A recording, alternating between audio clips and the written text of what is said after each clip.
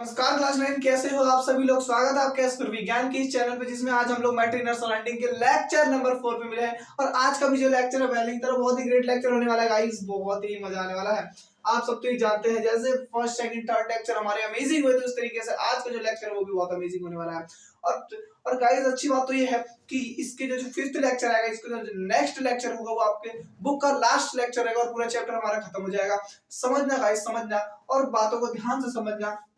एक नोटबुक और पेन, एक नोटबुक और पेन आपको निकाल के बैठना है। बस एक नोटबुक और एक पेन या दो पेन निकालना है, एक ब्लैक और ब्लू, बस ये चीज आपको निकाल के बैठनी है। और सारी चीजें मेरा काम है बताना, सारी चीजें माइंड में घुसा दूंगा आपके सच में। और आज भी पहले की तरह वीडियो के एंड में कमेंट बॉक्स में लिख के जाओगे क्या बात है सर, आपने इस चैप्टर को इतना ज्यादा आसान बना दिया है। सर हमें आज से पहले ये चैप्टर इतना आसान स्कूल में भी नहीं लगा। सर मजा आ जाएगा। वीडियो को एंड तक देखते रहना, बस आपको यही काम करना है, वीडियो को एंड तक देखते रहना। मैं ये नहीं कह रहा कि आप वीडियो को लाइक करें, ना करें।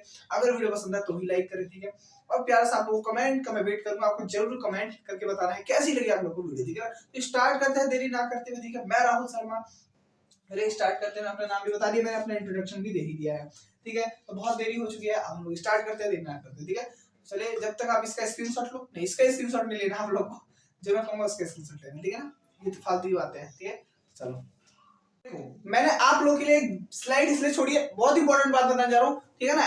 वो जो आगे की जो कहानी है उस शुरू करने से पहले ये चीज समझ लो, ठीक है। क्या कि देखो, कभी भी अगर आपको सॉलिड, देखो एक तरफ सॉलिड दिया गया है आपको, ठीक है, और एक तरफ आपको लिक्विड दिया गया है, ठीक है, और एक तरफ आपको कोई गैसेस स्टेट यानी वेपर कोई दिया गया है, गैस दिया गया है। तो ये बात आपको याद रखना है कि कभी भी सॉलिड को लिक्विड में कन्वर्ट करने के लिए हम लोग हमेशा उसको हीट देते हैं, ठीक है। सॉलिड को लिक्विड में कन्वर्ट करने के लिए सॉलिड को हम लोग को हीट देना पड़ेगा, और लिक्विड को गैस में कन्वर्ट करने के लिए भी हमें हीट देना पड़ेगा। ये बात आपको याद रखनी है, ठीक। और एक चीज और बताता हूँ, एक तरफ सॉलिड है हमारा, एक तरफ हमारा लिक्विड है, ठीक है, और एक तरफ हमारा गैस है। क्या है? गैस है। तो ये बात आपको याद रखनी है कि कभी भी गैस को लिक्विड में कन्वर्ट करना है तो हम इसको कूल करते हैं, ठंडा करते हैं, और लिक्विड को अगर सॉलिड में कन्वर्ट करना है तो भी हम इसको कूल करते हैं।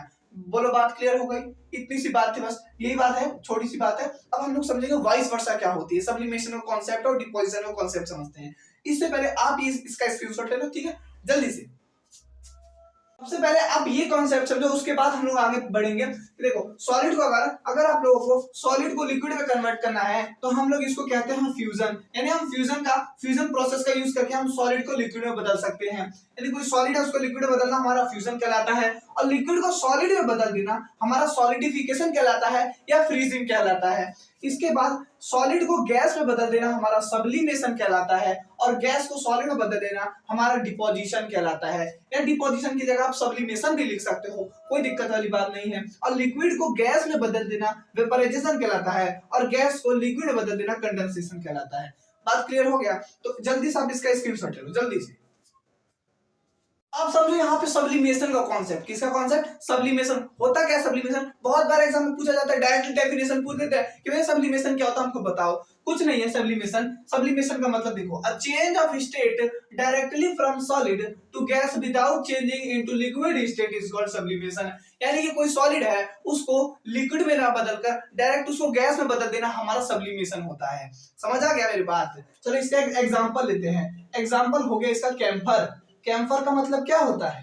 कैम्फर का मतलब होता है कपूर। कपूर जब पूजा में जलाते हो ना, जब वर्षी वगैरह पूजा करते हो तो उसके अंदर आप कैम्फर जलाते हो। तो आपने देखा होगा कि जो कैम्फर कपूर होता है वो सॉलिड होता है पहले तो, लेकिन जब उसको हीट एनर्जी दी जाती है यानी गर्म किया जाता है उसको, तो यानी कि जलाया जाता है, तो क्या हो जाता है, वो डायरेक्ट भाप बन जाता है, वेपर बन जाता है, गैस बन जाता है। तीनों एक ही बात है ठीक है। बदल जाता है, किसके अंदर? गैस में बदल जाता है। तो वो कॉन्सेप्ट जो होता है वो हमारा सब्लिमेशन का कॉन्सेप्ट होता है। समझ आ गया मेरी बात? समझ आ गया? देखो, ये मान लो एक ही कैम्फर है, ये क्या है? हमारा कैम्फर है। क्या है? कैम्फर, यानी कि कपूर है हमारा। अब मैंने इसको नीचे से ना हीट दे दी, इसको नीचे से हीट दे दी, तो क्या होगा कि ये जब हीट लेगा ना, हीट एनर्जी को एब्जॉर्ब करेगा, और हीट एनर्जी को एब्जॉर्ब करने के बाद क्या करेगा, ये लिक्विड में, यानी कि ये लिक्विड जो है, लिक्विड में नहीं बदलेगा बिल्कुल भी, ये डायरेक्ट इसमें बदल जाएगा, ये डायरेक्ट बदल जाएगा गैस में। किसमें बदल जाएगा, गैस में। तो ये जो कॉन्सेप्ट होता है, ये प्रोसेस जो होता है सब्लिमेशन कहलाता है। समझ में आया कि नहीं आया भैया? आया, जरूर आया होगा। बोलो बच्चा पहाड़ी, समझ में आया? आ गया समझ? तो इसको मैं रफ कर देता हूँ, ठीक है। आप इसका स्क्रीनशॉट ले लेना, ठीक है। जल्दी से आप इसका स्क्रीनशॉट लो, फिर मैं आपको डिपोजिशन का कॉन्सेप्ट समझाता हूँ। आप इसका स्क्रीनशॉट लो। अब समझो डिपोजिशन का कॉन्सेप्ट। देखो सब्लिमेशन पढ़ा ना आपने, तो सब्लिमेशन का जो अपोजिट उल्टा होता है वो होता है हमारा डिपोजिशन। यानी कि सब्लिमेशन में क्या था, सॉलिड को डायरेक्टली गैस में बदलना, हमारा सब्लिमेशन होता है। डिपोजिशन में क्या होता है, गैस को सॉलिड में बदल देना, यानी गैस को लिक्विड में ना बदलना, गैस को डायरेक्टली सॉलिड में बदल देना हमारा कहलाता है क्या, डिपोजिशन। देखो इसका एग्जांपल क्या हो सकता है, इसका एग्जांपल हो सकता है ammonium chloride vapours, ammonium chloride vapours, ठीक है।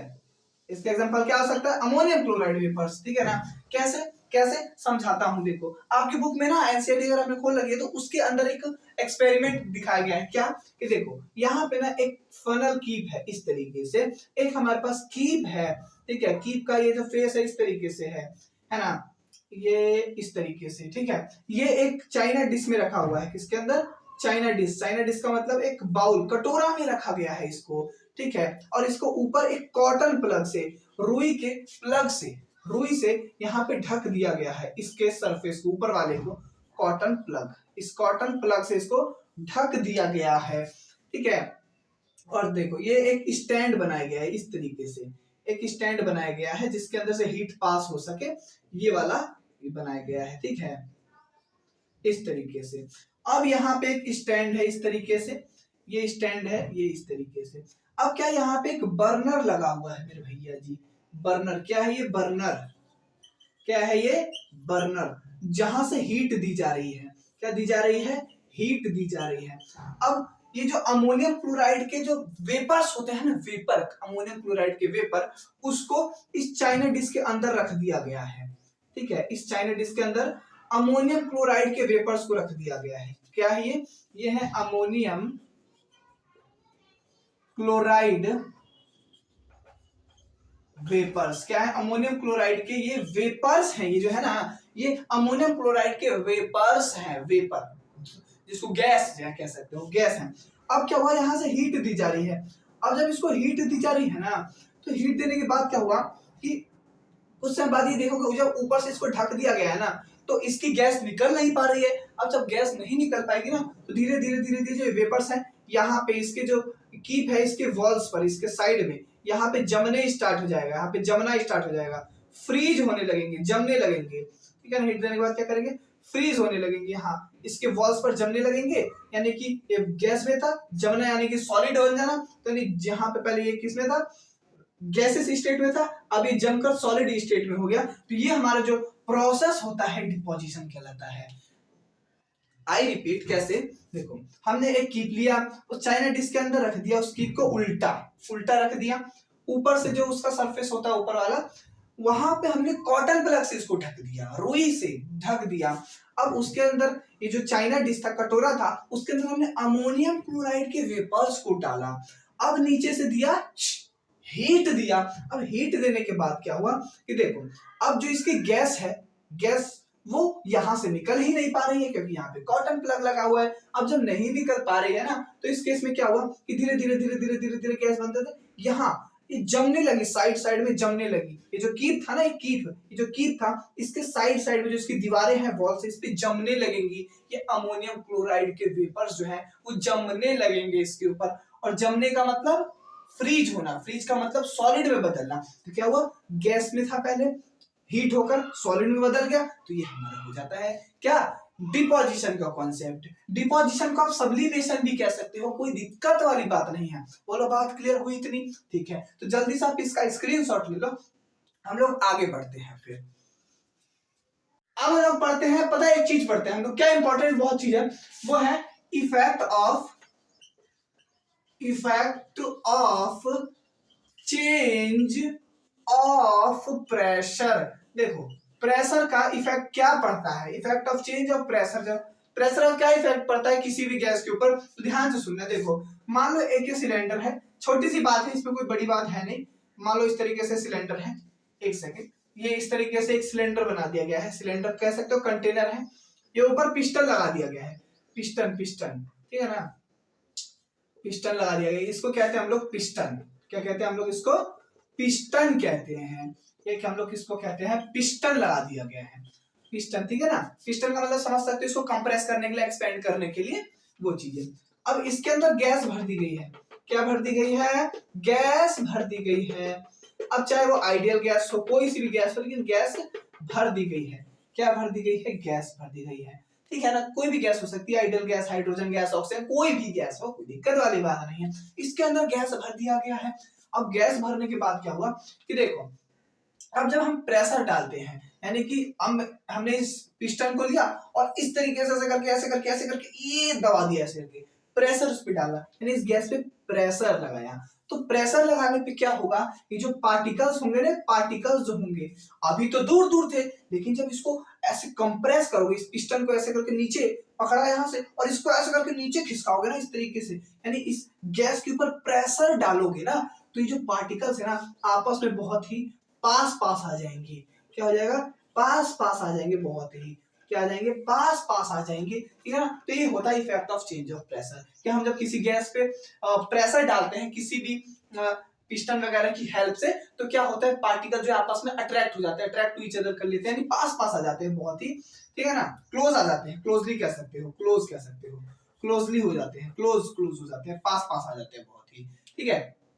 बस ये बात होती है effect of change of pressure में, ठीक है। ये बात समझ, छोटी सी बात ही, उतना इंपॉर्टेंट है नहीं, फिर भी मैंने आपको समझा दिया है, ठीक है ना। जल्दी से अगर इसका आपको स्क्रीनशॉट लेना है तो आप इसका भी ले लो, तो कोई बात नहीं, ठीक है ना। इसके बाद एक छोटी सी बात है, क्या है ड्राई आइस, वही effect of change of pressure पे रिलेटेड है, बेस है। क्या है ड्राई आइस? क्या होता है ड्राई आइस? ध्यान से सुनो, ड्राई आइस क्या होता है, देखो डेफिनेशन पढ़ो। Solid CO2 gas converted directly to gases state on decrease of pressure to 1 atmosphere without coming into liquid state. देखो क्या, CO2 गैस डायरेक्टली कन्वर्ट हो जाता है गैसेस स्टेट में, डिक्रीज प्रेशर को कम करने पर 1 एटमॉस्फेयर के अंदर, तो वो हमारा कहलाता है क्या? Dry ice. बस यही इतना छोटा सा कॉन्सेप्ट था, ठीक है ना। जल्दी से आप इसका भी स्क्रीनशॉट ले लो, उतना इंपॉर्टेंट नहीं है, ठीक है। अगर स्क्रीनशॉट लेना चाहो तो ले सकते हो आप। अब कुछ नोट्स के पॉइंट है, इन्हें जरूर लिख लेना। पहला क्या है? Unit of pressure. देखो प्रेशर की जो यूनिट होती है वो होती है पास्कल, जिसको PA से दिखाते हैं।